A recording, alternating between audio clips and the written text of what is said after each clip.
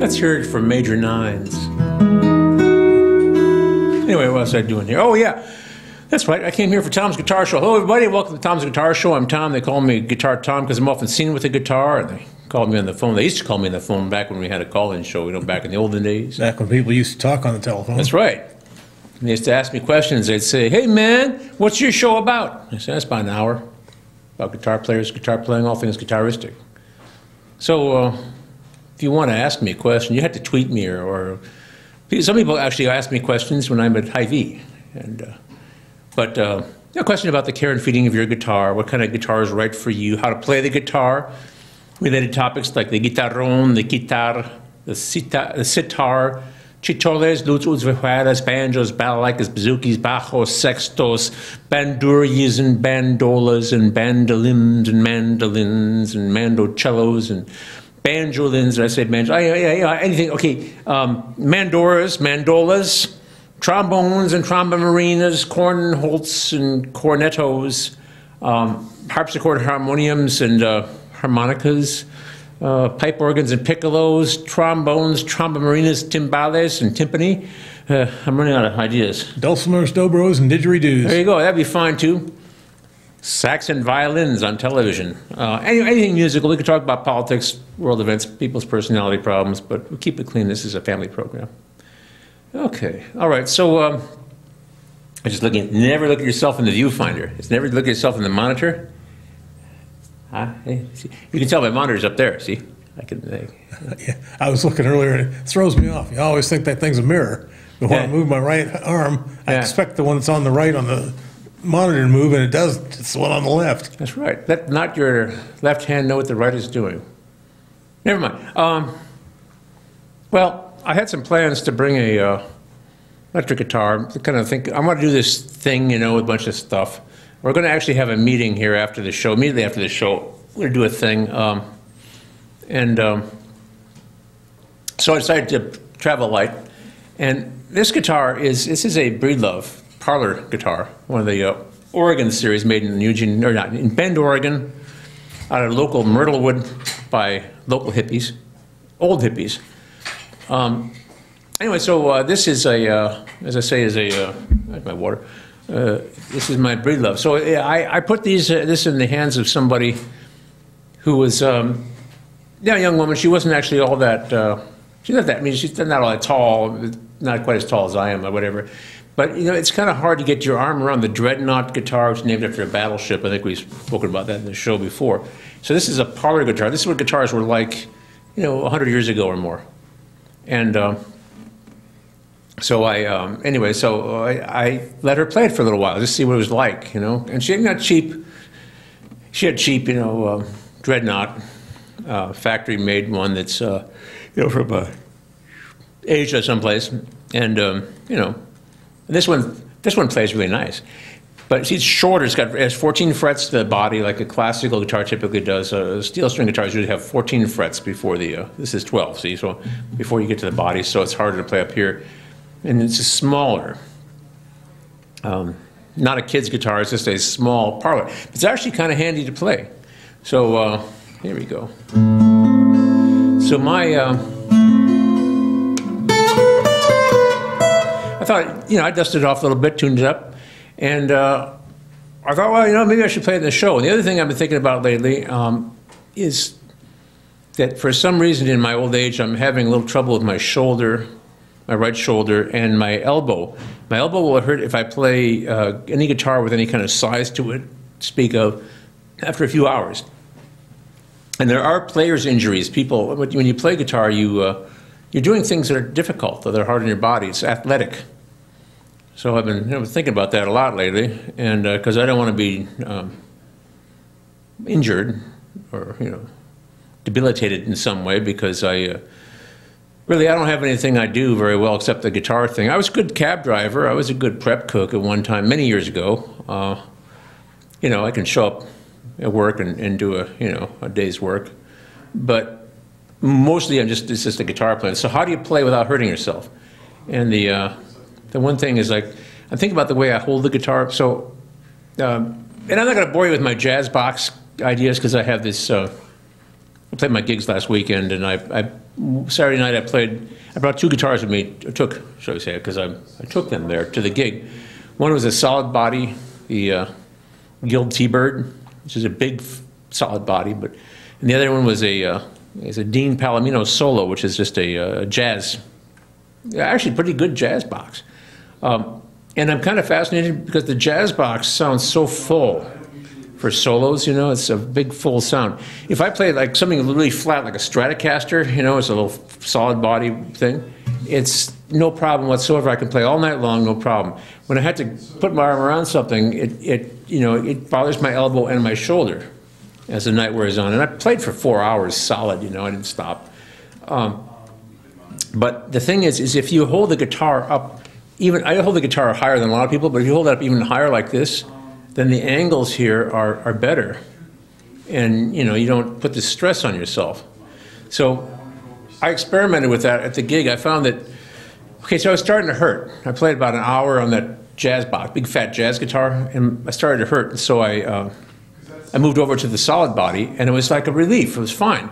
But I didn't like the sound I was getting. I probably should have taken a different solid body, and I could have gotten a bigger, fuller sound. But that big, fat, hollow body jazz guitar sound, you know, an electric guitar with a big, fat, hollow body on it.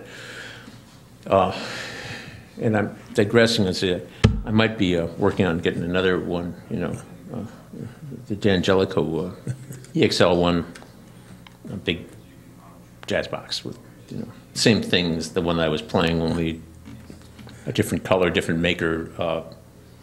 And instead of being like a $600 guitar, it's like a $1,500 guitar. You know what I mean? Yeah. Yeah, I know what I mean. You know, Bob knows. Yeah, got to feed your gas. Yeah. Guitar acquisition syndrome, gas, terrible thing. I've had other people say gear acquisition syndrome. It's the same thing, only with like electronics and things. Yeah. Of course, I've got that too, but you know. Whatever your hobby, I'm sure. Right.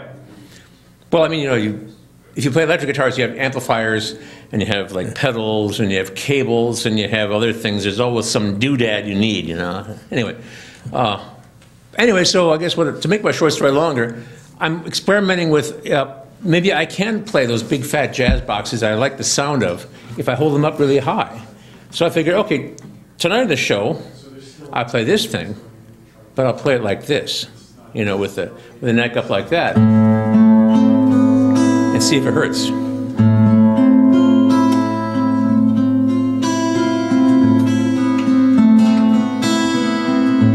Enough chit chat. Let's have a loop. Brought my TC Electronics Ditto X2. That's a looper, the Ditto looper with 2 buttons on it.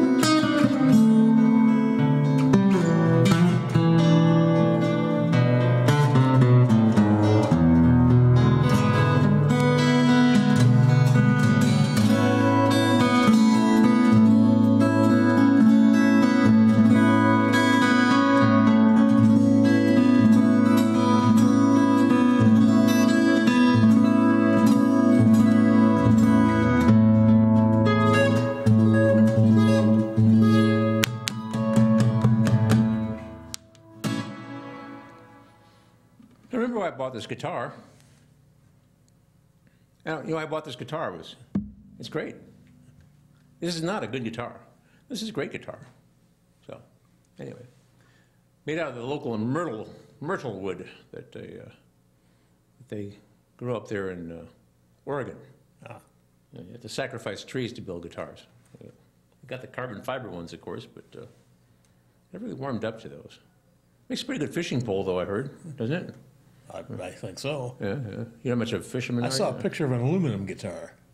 Yeah? Well, there are shiny metal guitars, resonator guitars, that have been around since the 20s. Dobros and the Do something or other brothers.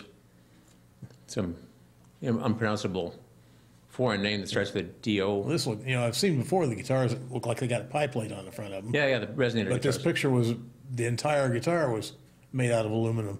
Huh. With a sound hole in it like this one? I didn't hear it. It's just a picture I saw. But Yeah, there was a guy. In fact, I wanted to get him on my show, and I think they had a body shop or something. They built a bunch of guitars. They just replicated these guitars, but they made them out of metal, like sheet metal. And they would like they take they copied a Telecaster exactly, but they stamped it out. But rather than it being solid or hollow, it was just it was like the back was open. just two-dimensional?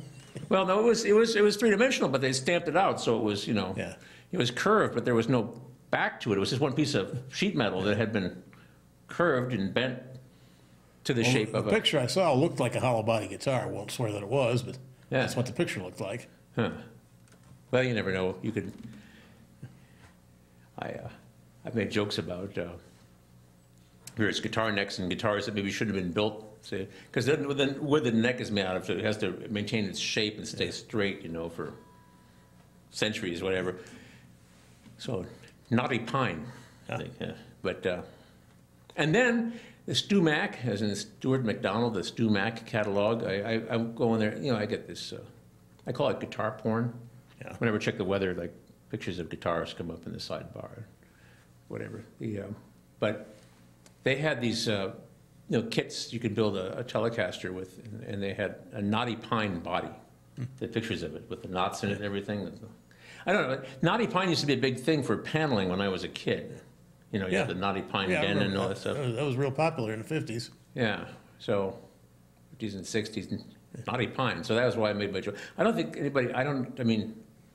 We could go ask the young people who work here if they know what knotty pine is, but Yeah. you know what it is. Mr. Skopinski knows what knotty pine is, I'm sure, but he's probably been in a knotty pine den before. Yeah, older wood paneling Older wood paneling. and furniture and stuff, Yeah, knots in it. Yeah. And blonde colored. Yeah. yeah. Oh well, So last week you went to meet with the city council. How did that turn out? fine. That's right. We had this show. I watched part of it. I didn't see the whole thing. Had the substitutes. But yeah, we. So the deal. Okay, as some people may know who is following the saga, we are coming to the end of our contract, right? And the funding has been ended from Mediacom because we are a cable station, so we get the funding through the subscription rates and so forth. But they went to a state franchise, and so the money that we get isn't coming anymore. So we're on our own. But the thing is, the last contract or previous contracts have said that when something happens, like the funding's cut off or whatever, and the contract becomes null and void, the city has the right to take all of our assets because we are an independent nonprofit organization, but they have a lien on our building and our stuff because although we bought the building and are paying the mortgage off on it, the city paid for the remodeling of the building to turn it into a TV studio. So, or an access center, shall we say. And so anyway, to make the short story just a little longer, we got an agreement with the city. We get to keep everything. It's fine. They're very nice to us. And then... This is probably not much use to the city anyway. And they have city channels. So. Yeah, well, they have their own channel, and they have their own office building and everything. Their own channel. studio. And they have their funding still. We don't. Okay. But so basically what it means is they could. I mean, this real estate is worth some money. Yeah. And this is this is kind of a happening neighborhood. They're building stuff all around us. They couldn't build something here, I suppose. But we get to keep our TV studio, so which is good. So we're fine. We're in good shape with the city. It'd be a lot of fundraising. I want to get the underwriting thing going and everything too, which is another thing. I'm thinking that, I've been trying to make a push to have or underwriters for this show, like music stores and stuff. Yeah. And people have said, sure, I'll do it, but nothing ever happens. So we have to make it happen. And also individual people who want to underwrite, an episode of Tom's Guitar Show could. And the money would go to the, to PATV. PATV, yeah, that's right. Power to the people. I don't know if I'm confessing something about my position here, but I've been on the board forever. Well, not forever, but since the late 1990s. And I think maybe 19 years or so I've been on the board here. If I remember correctly, I can remember because we had a board meeting at the library. I think it's when we were still at the library. We used to be part of the public library when I first started here, which is kind of a good deal for us, but they kicked us out. I don't think we did anything wrong. I think it was just they had a new plan. But my son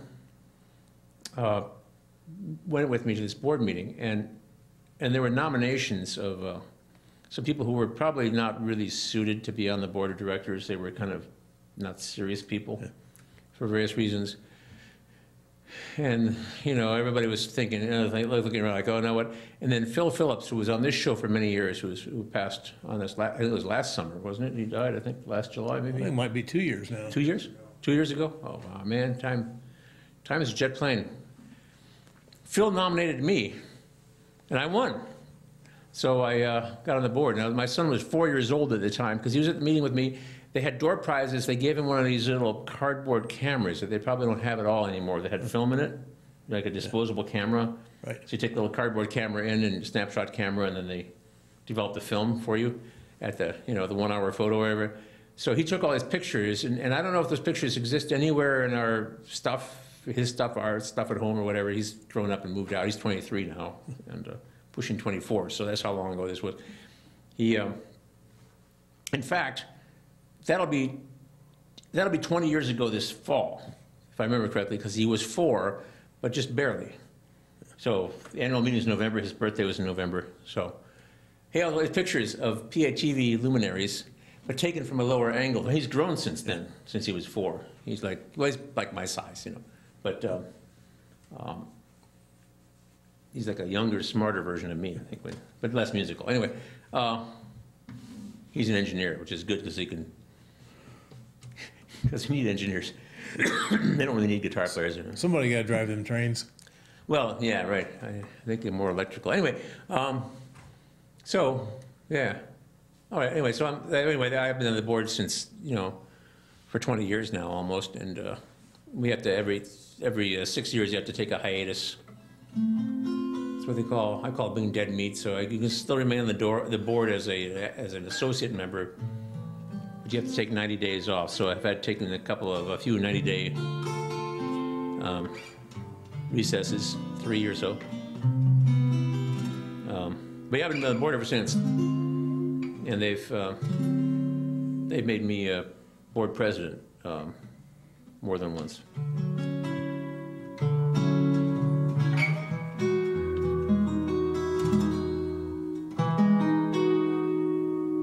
Major 9.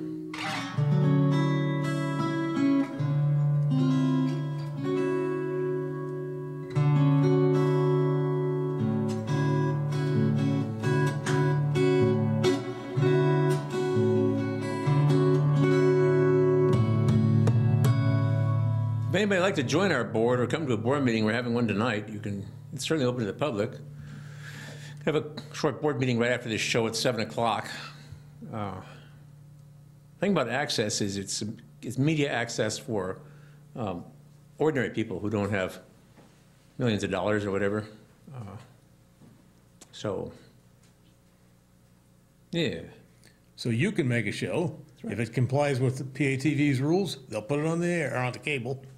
Actually, we can't censor your material. It's illegal, as far as I know. The last time I checked the law, would thank you to keep it clean because it's a, I mean, Yeah, we don't want to make city council mad. yeah, we've come this far. Occasionally somebody will, I mean, it's been years and years, but somebody will do something, their artistic expression will be something that's maybe not to everybody's liking, and then people will... Or do something involving teenagers and beer. There's that.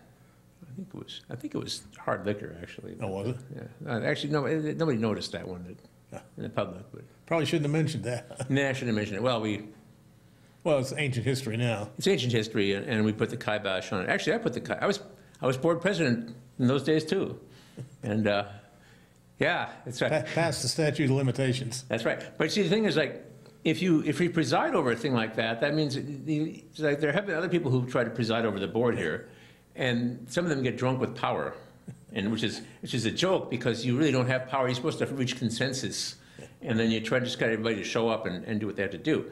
So those people, of course, gone down in flames in various. I don't, I'm not a politician, myself, and by nature I don't have what it takes to be a politician. For one thing, I don't like to lie much. I'm not good at that. I'm not really good at it, and I don't have to in my, the way I live my life. But anyway, but yeah, it's kind of funny, the guy who slams his hand down, and I was just thinking when he was slamming his hand down and said, "This meeting's over," and he stalks off, and then we say, "Well, actually, we have to have a motion and a second, further discussion, and it has to be a parliamentary motion to end the meeting." So the meeting's still in the session. The chairman just walked out. So people look at what you should do, and say, "Well, I was on my hiatus." So I say, "Well, why don't you run the rest of the meeting?" And I say, "Well, okay, I guess I can't vote, but I can run the meeting." So I ran the meeting, and everything was very peaceful. We got everything done, and that's funny. Anyway, so yeah, but anyway, so I don't. You have to know what's you have to know what's possible and what your role in life is. I'm a little red troubadour, an archetypal character. The chairing the board meetings at PATV is not a position of power and honor. It's just somebody's got to do it. If you think that this is your chance to right all the wrongs that you should have, we had one guy who, the 60s didn't turn out the way he wanted them to, so he's going to try to fight the battle again. But he does remember him, huh? Still, sort of. Well, maybe he doesn't remember him accurately, but... I'm thinking Grace Slick, who said, if you remember the 60s, you weren't there. That's right, yeah. Well, she would know, because she probably doesn't remember much anything, but... Yeah. But anyway, I guess if you want to run if you like the power and prestige of if you want to be chairing the board meetings at PATV because of the power and the prestige of it all, then you have no business chairing the meetings at PATV. You definitely are not board material. So delusions of grandeur. I got my ego kicked out of me years ago by being in the music business. So it's. Did you ever see that Kung Fu show back in the 70s? I've seen several of them. Yeah, the Shaolin monk. Oh, yeah, the one with David Carradine? Yeah, David Carradine, yeah, on the Old West. I used to watch that, and but lately I've seen clips of it keep coming up in my YouTube, and it's fun to watch, They say fear is the enemy. I just say fear is only another number in German. But that's what I say to people when they're about to walk out on stage and they're living the... Comes before fünf, then what? Yeah, right, yeah. Yeah, let's keep it a family show. Yeah. It comes between fear and, never mind. No, I clean the joke up to say what comes after fear. But not what comes between fear, but just, what comes after fear. So I have little kids saying that. Because, you have to count to 4 a lot in my business. Yeah. 1, 2, 3, 4. 1, 2. If you do it in Spanish, 1, 2, 3, 4. Now, cuatro is a 2-syllable word, and that throws people off. Yeah. Cuatro. Now, if it's 2 eighth notes, or French, 1, 2, 3, 4. But German, 1, 2, 3, 4. And then you say, vier. There's only another number in German. And they look at you like, what? And then they walk out on stage and they're fine. Anyway. Maybe we should mention what you'll be doing this weekend. Well, this weekend will be a little bit weird. Not that every weekend isn't, but I'll be at the Tuscan Moon on Thursday. That's in Kelowna. Kelowna, beautiful downtown Kelowna, Iowa. You should make reservations, but I don't know. Last Thursday was kind of slow, but Wednesday was just wild, apparently. Wednesday was like a Friday. But anyway, I'll be there Thursday. Probably starting shortly after 5, because they close at 9 on Thursday. Friday is Ragbri will be in Kelowna. So that's the big thing. Tuscan Moon is going to have food and stuff, beverages out there for the people riding through. And Iowa City, I see signs up at the senior center. Yeah, it's going to be in Iowa City later. I think that's where it's going to end up. It's going from Sigourney to Iowa City. And so anyway, so I will be playing guitar in the street near the Tuscan Moon on the 5th Street or 5th Avenue? 5th, anyway. Right? Yeah. I don't know exactly where, which is unfortunate. I don't have any details. But I'll be playing some sort of guitar from 2 to 4, and then the restaurant will be closed that night because it's just going to be a whole, like, the whole town is like, they're going to block off the streets, and I don't know what to expect. But so that'll be that. And then on Saturday, I'm hoping for an ordinary night at the Tuscan Moon from like 6 until 9 or 10 or something like that. I'll be, I'm usually on the job for, I've been playing like 4-hour gigs lately. So, and the weather should be good, should be out in the patio. It's wonderful. People are so happy out there, the pretty little lights, and then the... Well, it's been nice out. Yeah, well, a couple weeks ago it was pretty bad, but now it's nice, so that's what we're doing. I'll be there. And hoping to have some fun.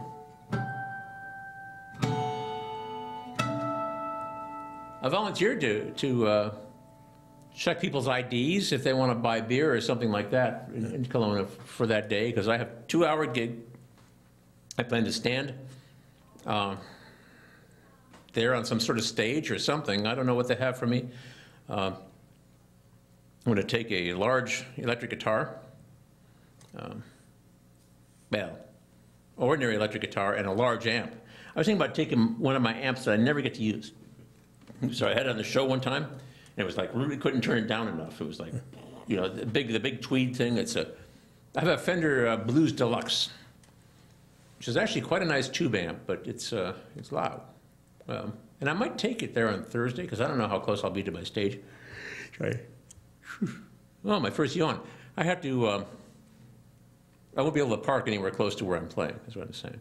So, I'll take my 2-wheel cart and...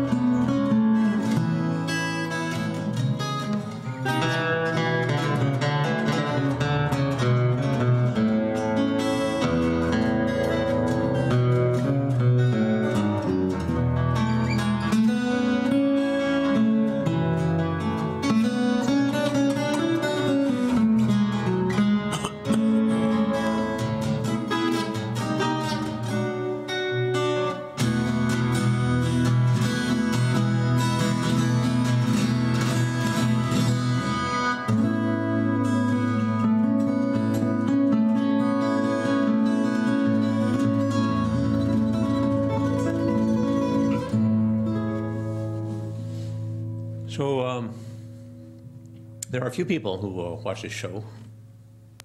Period. No, I mean there are a few people who watch this show who. And we're glad you're out there. Yeah, both of you. Anyway, who are they're interested in what I'm doing technically. So some of it's like the guitars I want to play, which is one thing, and I do intend to keep the guitars in gear coming, if you know what I mean. I've got some ambitions. But the other thing is, so the holding the guitar thing, for me, I'm holding the guitar in a steeper angle than I used to, maybe. And maybe I'm going to experiment with this so I can avoid players' injuries. There are injuries that happen to people, classical guitarists, get bad backs when they put their left foot up on a footstool. Their back is turned, and if you practice the thousands of hours you need to practice in order to be a guitarist, your lower back gets curved and you run into problems, and there's a long story. So my problem, I'm having this problem with my shoulder. I'm not sure why. I don't know if it's guitar related or something else, but guitar seems to exacerbate the issue. And my elbow doesn't like being bent around a guitar that has any depth to the body. This has a bit of a depth to the body, nothing more than a solid body. So there's all that, and I'm going to keep everybody posted on that if anybody's interested. But lately I've been working with the really long nails again, the long fingernails. And there are a lot of things to that. One thing I'm having trouble is if you know your classical guitar technique, I'm having a little trouble with rest strokes, like the rest stroke alternation, where you rest in the adjacent string.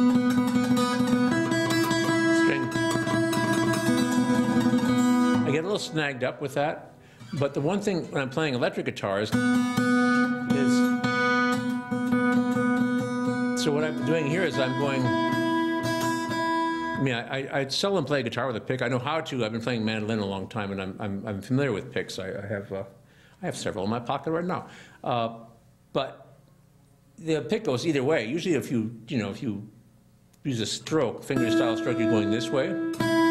Certainly, if you have the metal finger picks that I use on a banjo, Scruggs style banjo, you can only go one direction. But I can actually,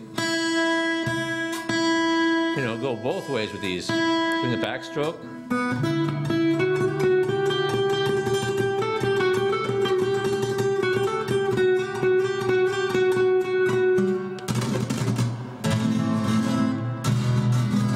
So I have these 5 picks that go with your direction. I actually don't use my pinky that much for anything but the rosqueo.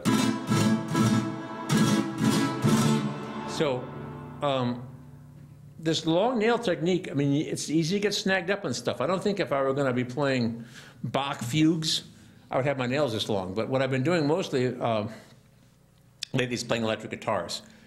And I've been gravitating toward Stratocasters lately for some reason. I love Stratocasters. I have a modest collection.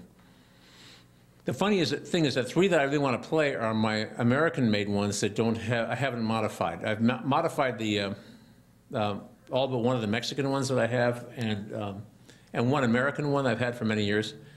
The American Standard that I got in 1995, I think. Not my first Stratocaster. It's my second Stratocaster I ever had. But 1995, man. 23 years ago. Yeah. Long time ago. A lot of water under the bridge. But anyway, so what I'm nattering on about is, so I have I've been using my long nails as picks to go either direction. And if I'm playing electric guitar, the rest stroke isn't so, the rest stroke is louder and more powerful. If you're playing a nylon string guitar without amplification and you want to bring the melody out and make it loud, you play a rest stroke. You come down and you rest in the adjacent string as opposed to a free stroke where you don't. See, rest stroke, you come, and you alternate the rest stroke like that. Free stroke, you just, like that. It's not as loud, but free stroke is good for chords. And the rest stroke,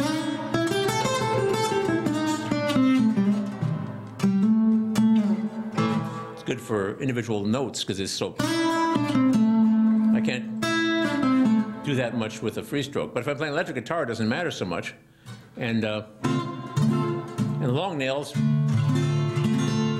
if I use the side of my nail like this, I get a very different sound.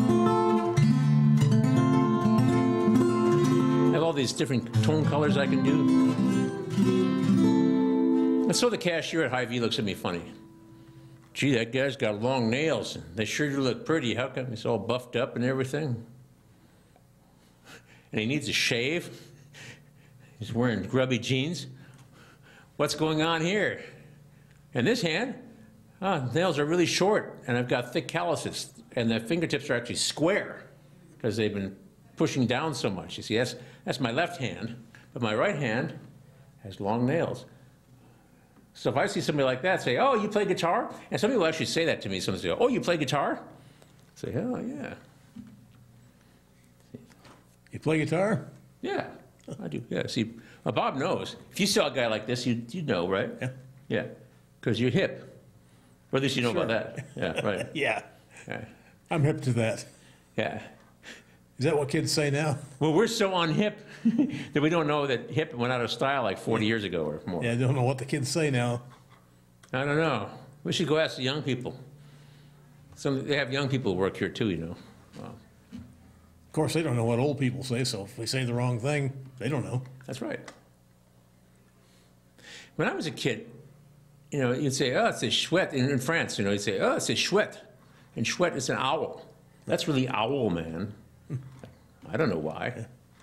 And there's another one that's cabbage. My little cabbage. You say there's a term of endearment. I don't know, man. But I mean, if you look at some of the things we say around here, and they don't make any more sense than that. "Hey, man, you cool?" Say, "No, I'm sweating, man. What do you think?" "No, you cool." I know people say, "Cool, groovy." Yeah. I haven't heard that for a while. Well, I try to make groovy jokes with some of my students because when you start out, you know, your fingertips are really tender and you're pushing down these strings and they get these grooves in them and they hurt. You look at their hand, there's all these thick stripes, you know, these like grooves in their fingertips. Get calluses with grooves in them, huh? Well, they don't have the calluses yet. That's the problem. I've got grooves, permanent grooves in my calluses, but I kind of play a lot, you know. But anyway, that's the... but the groovy thing doesn't help much anymore. Tom, Yeah. the use of these different vernaculars always reminds me when I was, this would have been in 1981. 1981? When I went to Hungary for the Bartok Centennial. I flew over on Lufthansa and I was changing planes in Frankfurt. And there was a young teenager, I would say, maybe a 17, German kid, and he dropped some change. And one big coin fell to the floor and it started spinning around out of control. And he ran up to it and he slammed down on it to stop it with his foot and he said, "Cool it." Cool it? Ah. Cool it. You know, cool it. And he probably was, yeah. I have heard people say, I mean, I hear sometimes like, I'll go to a YouTube video and people are speaking in some other language. And like expressions that I'm familiar with, some of them are off color, and other ones that are, you know, we say in English, American English, and they say, you know, they come through with whatever they're speaking. You know, they're like using our... Yeah, I've seen that stuff too. Yeah. It's a foreign language, but they'll use a couple of English words. and usually slang, you know, like... yeah, it's interesting how that works. I've also heard that okay is... it was a word from one of the Native American languages that is now used all over the world. So, anyway, that okay was or A-okay, I don't know. A-okay, okay. Somebody can research that in their leisure time. Well, A-okay is what the astronauts used to say. Yeah, but also pilots, you know, test pilots and people like jet pilots. Well, that's the astronauts mostly were. The original generation of them Yeah. were jet pilots. So anyway, in guitar news, I'm not sure how I feel about this. Maybe I've mentioned this before, but the James over there at the Musicians Pro Shop is going to give a try at D'Angelico guitars. Yod. So I find myself in this situation where I've paid my guitar debts, at least those kind of guitar debts. I still owe some money to some of these long 3-year loans on my flamenco guitars and so forth. But at the Musicians Pro Shop, they're going to probably get D'Angelico guitars, and maybe fairly soon. And so my thing is I want to try another big fat jazz box, and I should be happy with the one I have, and I'm fairly happy with it, but I'm not quite happy. That's the thing about it. On the other hand, if your arthritis doesn't want you to reach around the big guitar, Then I should, yeah. Well, that's the thing. I'm having all these. Nobody's really helpful. You know, they just look at me like I'm silly and say, "Well, you know, like maybe I've got arthritis. I think I have a tendon problem in my shoulder. My elbow doesn't seem to like to be bent for a long time in that angle, and maybe that's Arthur. Might be something else, but you know, I mean." I'm actually quite happy with my two more recent American Standard Stratocasters, which I've had on the show a couple times, a few times each. I've extolled their virtues. These are, they discontinued the American Standard series after many years, and they were having blowout prices on them a couple of years ago, and 2 years ago, something like that, 3 years ago. I managed to get two, and and I'm very happy with them, actually, and I think I like them better than I like the American Professional, which is the one that's supposed to, replace them. They've done some little modifications, but I think I like the Standard better. And they're fine. They're good. They're fun to play. I noticed that I get a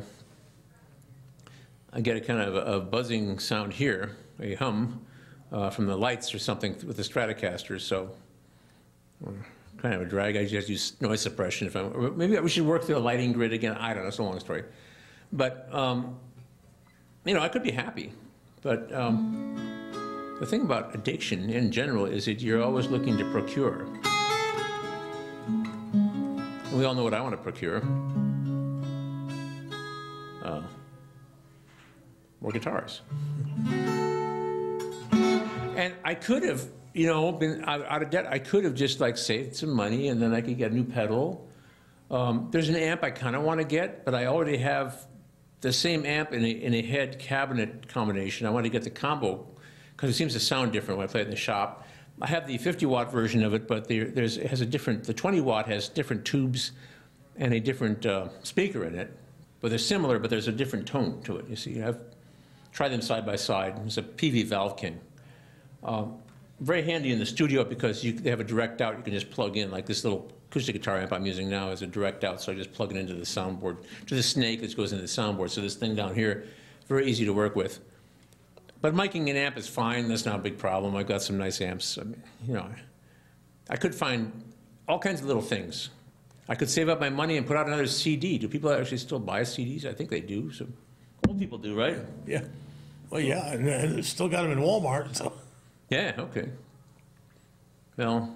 I understand all the kids get them online now. They don't get CDs. They get digital downloads. But yeah, well, I haven't gotten a CD in a long time myself. I download it to my iTunes, but I don't get that much popular music, and I tend to download things for free anyway. And I mean, they're gonna come after me. Tchaikovsky doesn't mind. Yeah, he's been dead for a while.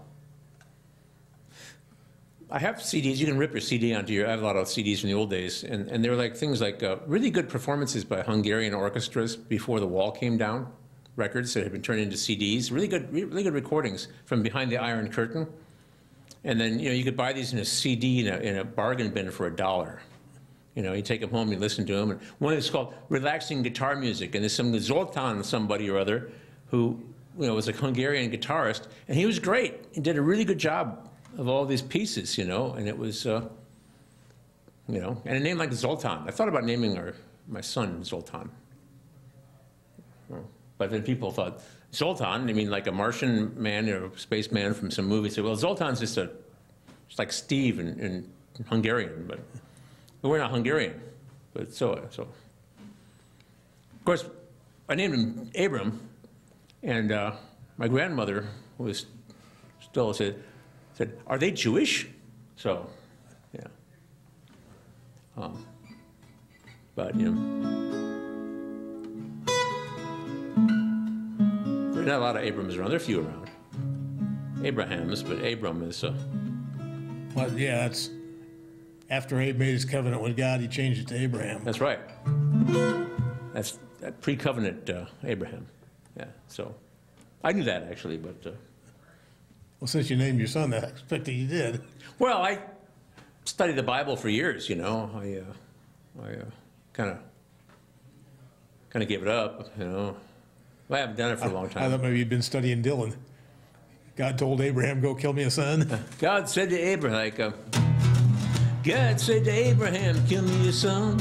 Abe said, man, you must be putting me on. God said, no. Abe say, what? God said, you can do what you want, Abe, but the next time you see me coming, you better run. Abe say, where you want this killing done? God said, down on Highway 61. Woo. Well, Georgia Sam had a bloody nose. The welfare department wouldn't give him no clothes. He asked poor Howard, where can I go? Howard says, just one place I know. Sam said, tell me quick, man, I've got to run. Fuzzy said something, it's Highway 61, I forget what the next words are. I've got to run. Howard just pointed with his gun, said that way down on Highway 61. I haven't sung Highway 61 for many years now, but anyway, I used to be a low-rent folk singer in bars. You know, I discovered that I could get $75 plus tips and all the beer I wanted to drink if I played in a bar. If I wanted to be a classical guitarist, I could get a recital. I'd play for free, but they say, at least you're doing what you love. So just for your information, don't say that to musicians when they're trying to get paid for something. It's $20? Well, at least you're doing something you love. So, But I got to eat. there's that. I have expensive habits. You know, I have like utility bills, On a gasoline. roof over my head. Yeah, the house, taxes, wife, you know, and I might be embarking on another guitar acquisition problem. But now I've sold like everything that's of much value that, you know, I don't really want anymore. It's getting kind of down there. I sold my Stu Ham bass, which is a great bass, man, but I don't play it. I want the simpler basses. Too many doodads on it, man, and hard. So I have a Precision and a Jazz and some weird 5-string fretless thing. It's a Conklin wannabe. It's imported by Conklin from somewhere in Asia. But I have 2 American Fenders, Precision and a Jazz, and my Jazz is fretless. I'm working on one. Well, a string bass, but I have one, so I'm not going to give any of those up. Sold my Stu Ham. I sold my some of my jazz boxes. I'm not playing anymore. You know, a bunch of other things. My Ibanez Iceman, nice guitar, but man, the Reverend sounds better. So, you know. So what can I say? I guess I'm to that point in life where if I want to get more instruments, I'm going to have to pay for them.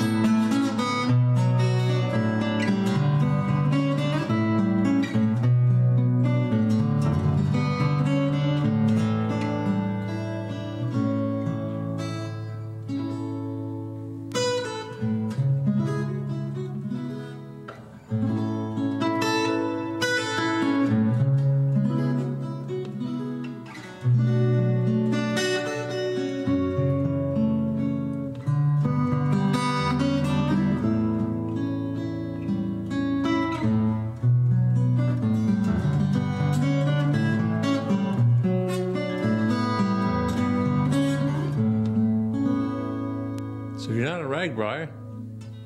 Got nothing to do on Saturday night or Thursday night. Check me out at the Tuscan Moon in beautiful downtown Kelowna, Iowa. I'll clean up and shave, and I'll try to play like a gentleman all night long. If not, see you next week on Tom's Guitar Show. Or you can see me, I won't be able to see you. This is a one-way thing.